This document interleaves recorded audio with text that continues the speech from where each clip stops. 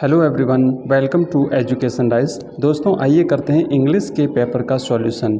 ये जो इंग्लिश का आज का जो पेपर हुआ है इंग्लिश कंपलसरी का, इसका सटीक और बिल्कुल आपको विश्वसनीय सॉल्यूशन हम यहाँ पर प्रोवाइड करा रहे हैं।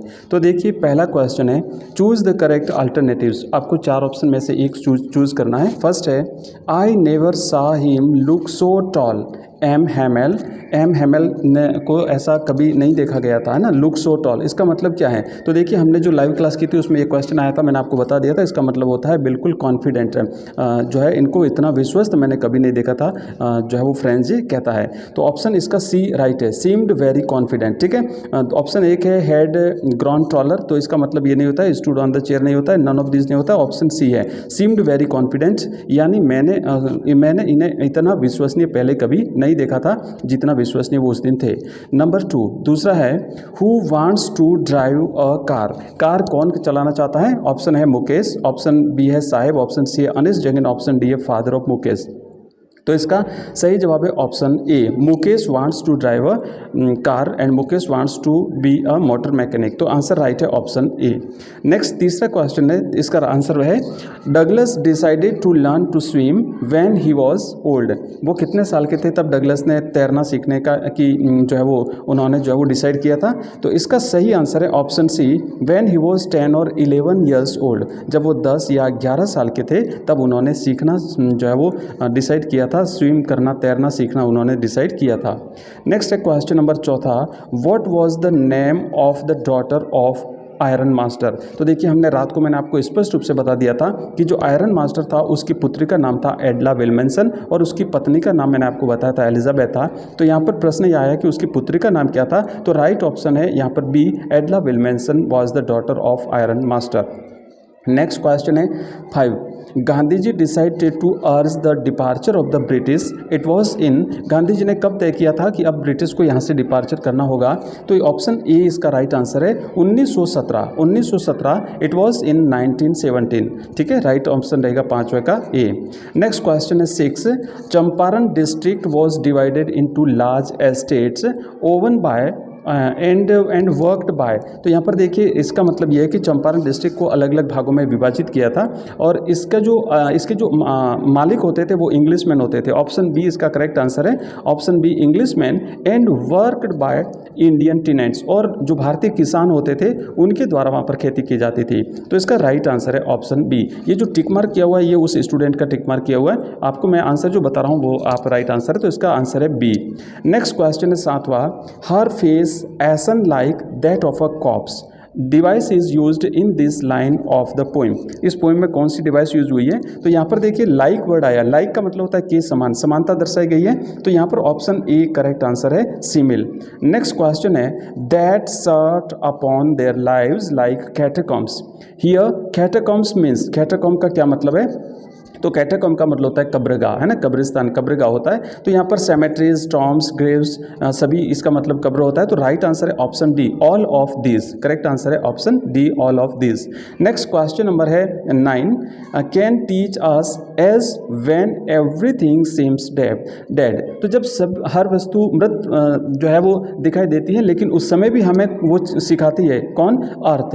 अर्थ जो है हमें उस समय भी कोई न कोई चीज़ सिखाती रहती है। तो ऑप्शन बी इसका करेक्ट आंसर है, earth can teach us as when everything seems dead. जब हर चीज़ मृत दिखाई देती है तब भी अर्थ हमें कुछ न कुछ सिखाती रहती हैं। Next question number 10, makes blank है, makes human being love life in spite of troubles and suffering. In spite of troubles and suffering, तो इसका सही आंसर रहेगा option A, nature makes human beings love life in spite of troubles and suffering. Right answer है option A. Next question number 11, who is the poet of the poem aunt Jennifer's tigers. तो इसका right answer है option C, Adrienne Rich is the poet of the poem aunt Jennifer's Tigers. Next question है 12, the poet suggest to keep quiet for. The poet हमें कितनी देर के लिए चुप रहने के लिए सजेस्ट करता है? तो इसका सही आंसर रहेगा option D, 1 second. The poet suggest to keep quiet for 1 second. And next है, अगला क्वेश्चन है यहाँ पे लिखा हुआ, देखिए अब हम करेंगे क्वेश्चन नंबर 2 जो है कंबाइन करने वाले सेंटेंसेस हैं। तो पहला है combine the sentences using the words given in brackets. Option A, he was born in the caste of bangle makers, he has seen seen nothing but bangles, और इसे हमें हु से जोड़ना है। हु का मतलब होता है जो। तो ध्यान रखिए, मैंने आपको ये जो हु और हुज ये हमने अच्छी तरह से जो वीडियोस किए थे, मॉडल पेपर्स हमने किए थे, उसमें अच्छी तरह से ये वाले सेंटेंसेस किए थे। हु का मतलब होता है जो, व्यक्ति के लिए आता है। तो यहाँ पर देखिए लिखा हुआ है ही, तो ही के बाद में हम लगाएंगे हु, क्योंकि हु ही के लिए आया है। तो he who was born in the caste of bangle makers, और अब ये ही हट जाएगा, ठीक है ना, ये ही हट जाएगा, has seen nothing but bangles, ठीक है। तो एक बार फिर से वापस देखिए, ये इस तरीके से बनेगा कि ही, उसके बाद में आएगा who was born in the caste of bangle makers has seen nothing but bangles, ठीक है, इस तरीके से बनेगा।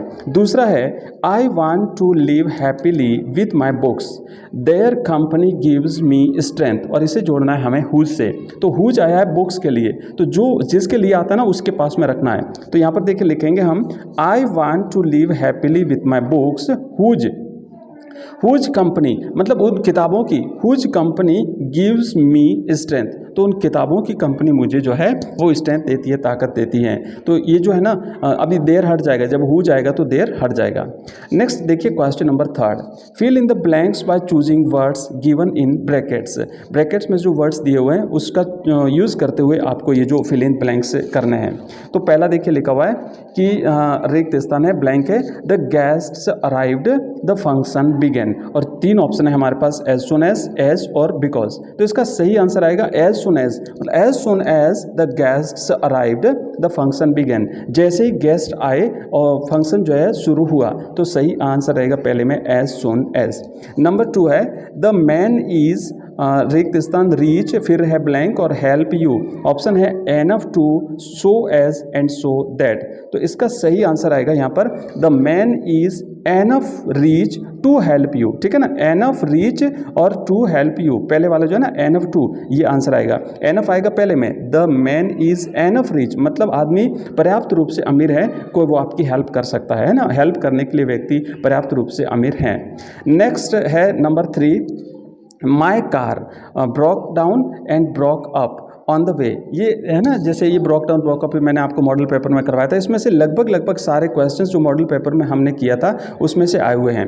तो my car broke down on the way, break down का मतलब होता है बीच रास्ते में रुक जाना, अचानक खराब हो जाना, तो इसका सही आंसर रहेगा ब्रोक डाउन।